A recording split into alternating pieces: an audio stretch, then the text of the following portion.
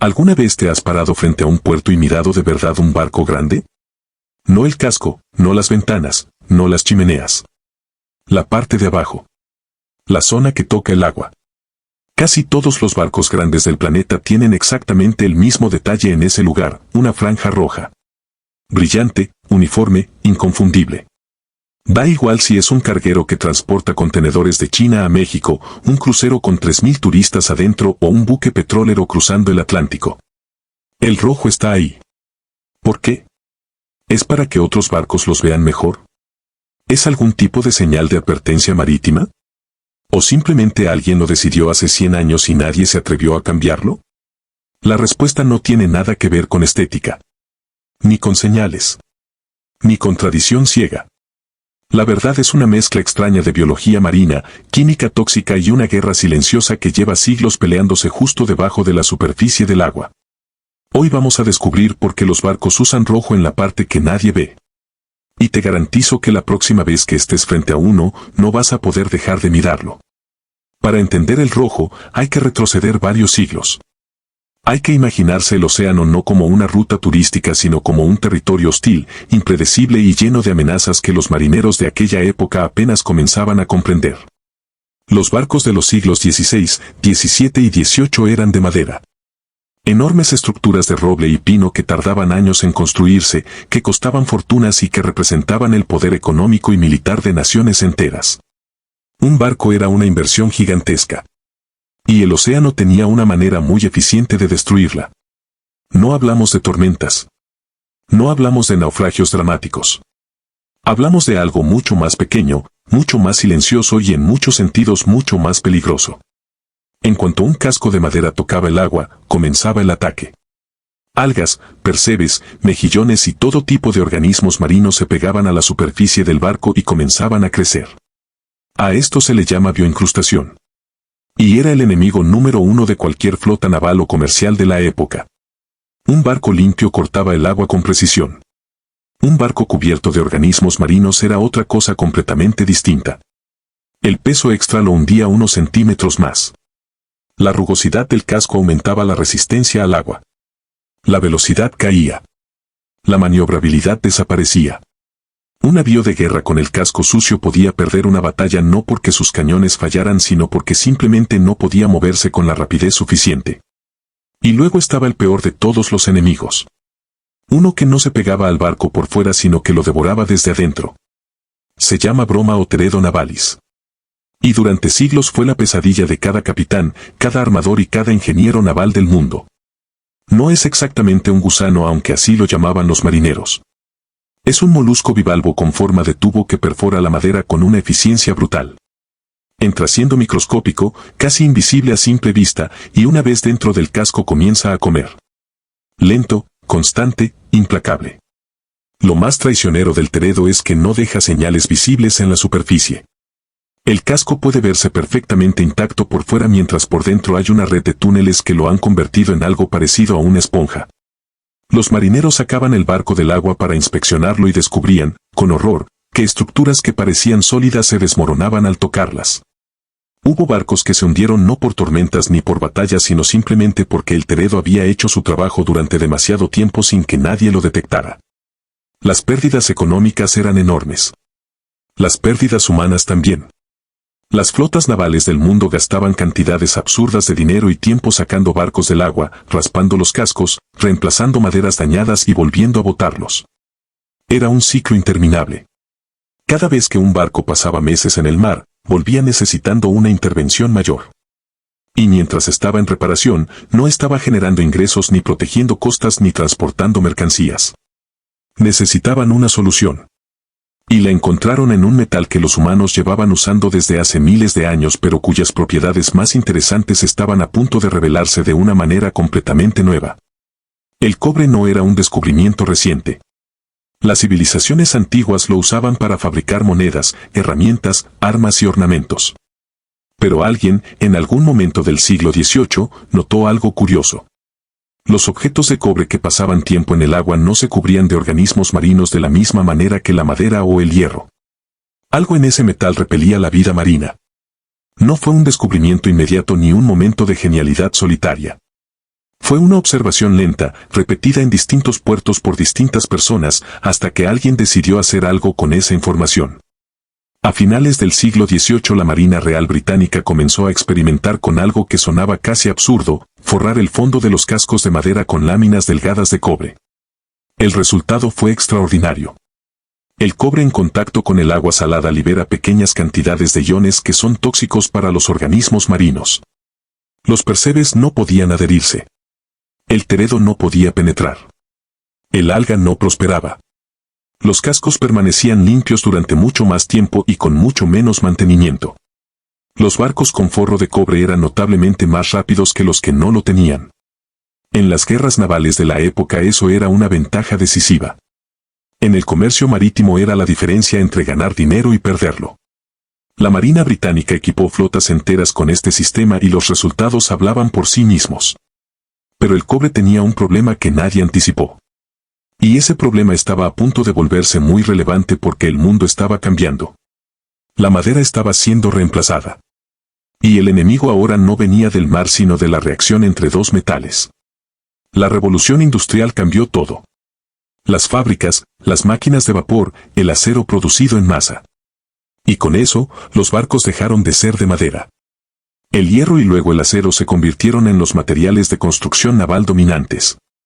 Más resistentes, más duraderos, capaces de crecer en tamaño hasta dimensiones que la madera jamás habría permitido. Pero cuando los ingenieros intentaron aplicar la solución del cobre a los nuevos cascos de hierro, se encontraron con un problema grave.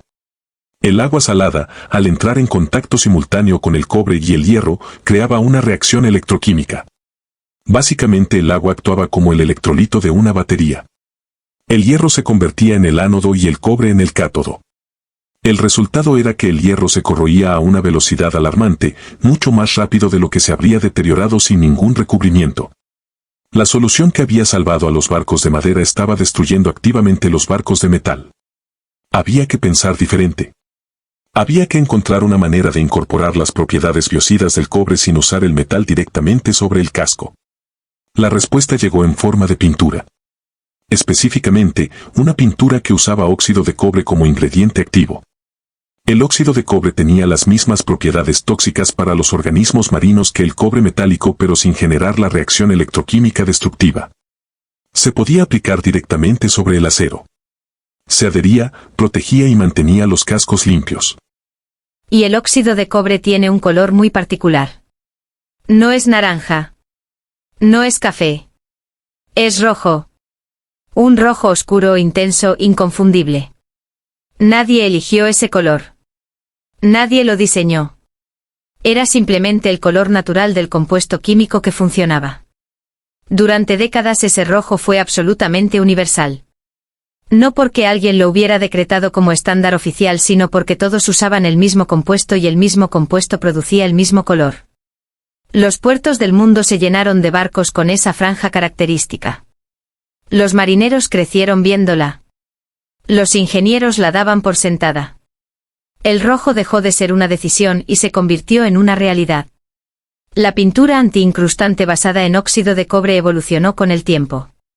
Se le añadieron otros compuestos para mejorar su durabilidad, su adherencia, su resistencia a distintas temperaturas y tipos de agua. La fórmula original fue refinada decenas de veces a lo largo del siglo XIX y principios del XX. Pero el color se mantuvo. Era parte del producto. Era parte del proceso. Y entonces llegó el siglo XX con su capacidad para sintetizar prácticamente cualquier cosa. La química industrial avanzó a una velocidad que las generaciones anteriores no habrían podido imaginar. Los laboratorios podían crear compuestos antiincrustantes con cualquier pigmento. El rojo ya no era una necesidad química. Era una elección. Pero nadie la cuestionó. O casi nadie. Porque para ese momento el rojo en la línea de flotación ya no era solo un color funcional. Era una señal. Era un lenguaje. Era algo que cualquier persona con experiencia en el mar reconocía al instante y que comunicaba información de manera inmediata sin necesidad de palabras. El mar tiene sus propios códigos. Y este era uno de los más antiguos y más respetados. Hay algo que los marineros llaman la línea de Plimsoll. No todo el mundo la conoce por ese nombre, pero prácticamente cualquier persona que ha visto un barco de cerca la ha visto sin saberlo. Es una marca grabada o pintada en el casco que indica el nivel máximo al que puede hundirse un barco cuando está cargado. Una especie de límite de seguridad visible desde fuera. Samuel Plimsoll fue un político británico del siglo XIX que se obsesionó con un problema que nadie quería resolver. Los armadores sobrecargaban sus barcos para maximizar las ganancias. Los barcos sobrecargados se hundían con más frecuencia. Los marineros morían. Y como los marineros eran la parte menos poderosa de la ecuación económica, nadie hacía nada al respecto. Plimsoll peleó durante años para que se estableciera por ley una marca visible en todos los barcos que indicara el límite de carga segura. Finalmente lo logró en 1876. La línea lleva su nombre hasta hoy. Y aquí es donde el rojo vuelve a volverse relevante. Esa franja roja en la parte inferior del casco no es solo protección contra organismos marinos. Es también una referencia visual perfecta para monitorear la línea de Plimsoll. El contraste entre el casco oscuro y el rojo brillante crea un horizonte visual inmediato.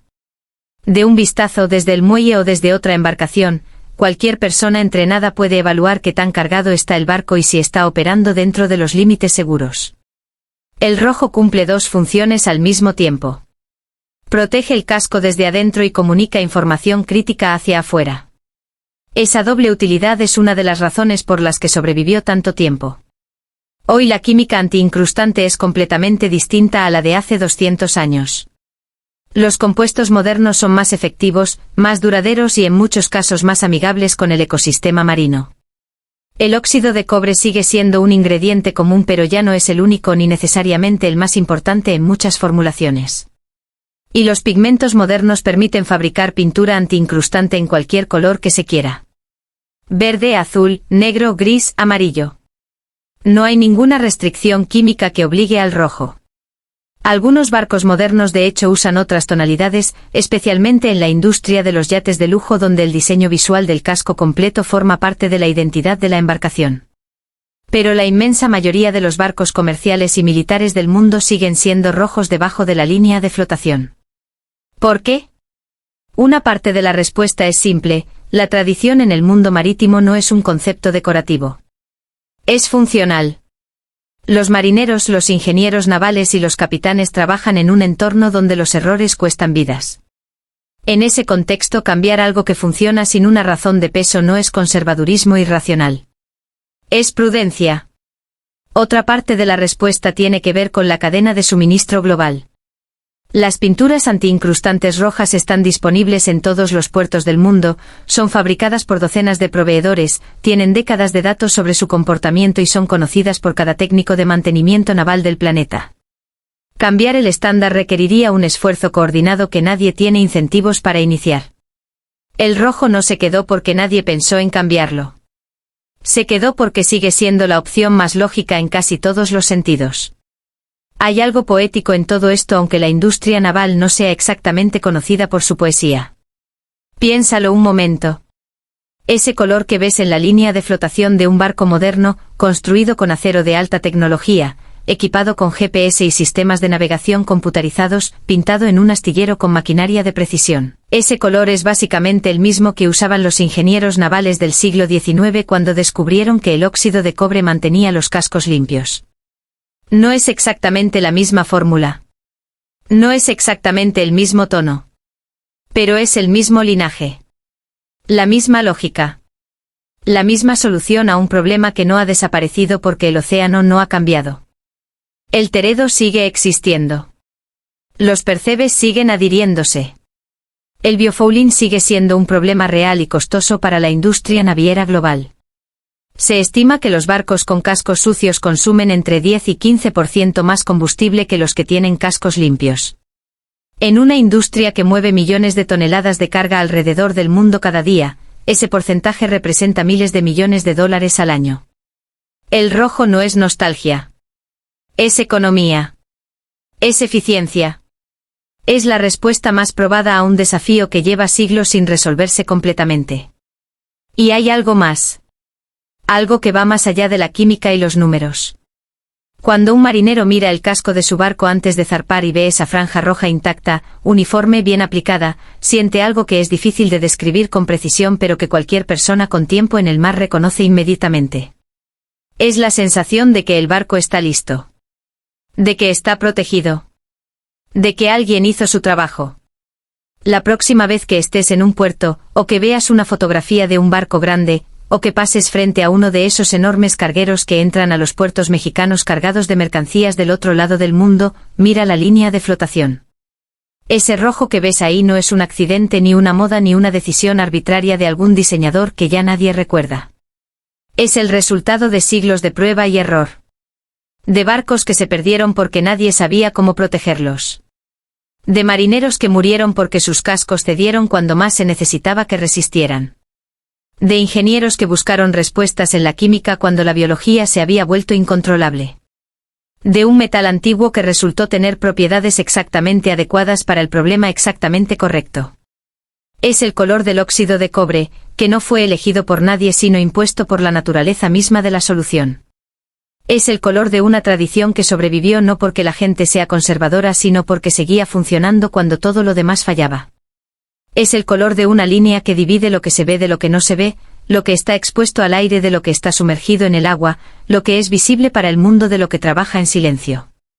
3 siglos después de que alguien decidiera clavar láminas de cobre al fondo de un barco de madera, el océano sigue siendo el mismo.